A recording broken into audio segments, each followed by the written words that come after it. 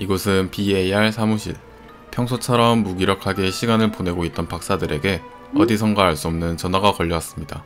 정말 오랜만에 걸려온 제보전화라 기대감과 장난전화가 아닐까 하는 의심과 함께 전화를 받았습니다. 수화기 너머에선 한 남성이 다급하게 전화를 걸어왔고 제보의 내용은 다음과 같았습니다. 지금 저희 집 다락방 벽에서 이상하게 나왔어요. 지금 저게 저한테 다가오고 있어요. 이해할 수 없는 말과 함께 괴생명체의 울음소리가 울리며 통화가 끊겼습니다. 전화가 걸린 위치를 추적하여 그곳으로 출동한 BAR 요원들.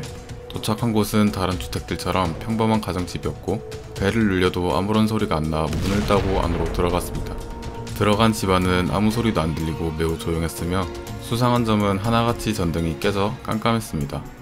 요원 중 한 명은 1층과 2층에서 수상한 점과 신고자를 찾기 위해 남아있기로 하고 나머지 요원들은 2층 위에 있는 다락방으로 향했습니다. 다락방에서 수상한 점을 찾던 요원들. 그중 한 명이 소리를 지르며 다른 요원들을 불렀습니다. 아까 통화 내용을 기억하던 요원 중 한 명이 벽을 더듬다 이상현상을 찾아내었던 것입니다. 벽을 더듬거리던 요원의 손이 평범하게 생긴 벽 안으로 들어갔고 요원들과 이 안으로 들어가 보기로 결정. 안전을 위해 밧줄을 연결해 한 명만 먼저 들어가기로 했습니다. 요원들은 무전을 통해 벽 너머 풍경을 물어보았고 돌아온 답변은 의아했습니다. 벽 너머의 모습이 제보자의 집과 매우 동일했으며 집 자체도 매우 깔끔했던 것. 요원은 밧줄 하나에 의존하며 조심조심 다락방을 나와 2층으로 이동했습니다. 2층 방에 있는 창문을 통해 본 밖의 풍경은 매우 충격적이었습니다. 밤이라 하늘은 당연히 깜깜했지만 온 마을의 풍경마저 칠흑같이 어두웠던 것. 왜인지는 몰라도 온 마을의 집들에 불은 꺼져 있었고 가로등의 불빛까지 모두 꺼져 있었습니다. 집안을 순찰하기 위해 요원이 손전등을 비춘 순간 밧줄이 팽팽해짐과 동시에 매우 빠른 속도로 요원이 무언가에 의해 끌려가고 있었습니다.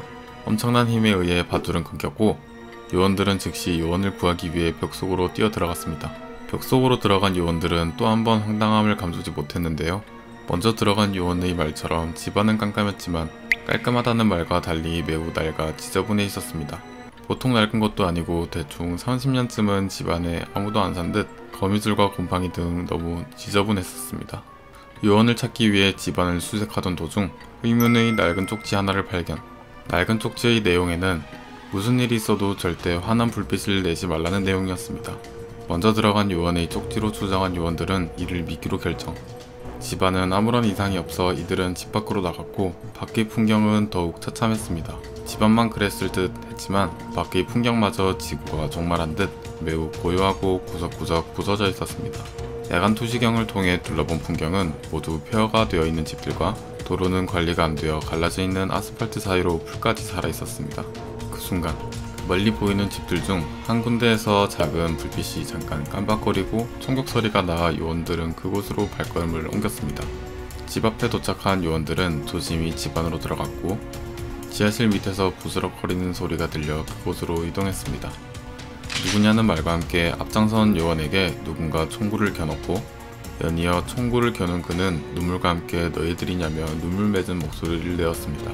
네, 그는 불과 몇 분 전에 사라진 먼저 들어간 요원이었던 것. 그의 얼굴은 늙어 중년의 모습을 하고 있었고 방탄복은 낡을 대로 낡아 있었습니다. 그 옆에는 알 수 없는 늙은 남성이 무언가에 베어 부상을 입은 채 쓰러져 있었고 그에게 지금껏 있었던 일을 들을 수 있었습니다. 그는 손전등을 킨 순간 어디선가 나타난 괴생명체에게 부상을 입었고 도망치려는 순간 밧줄이 거슬려 자신이 끊었다고 했습니다.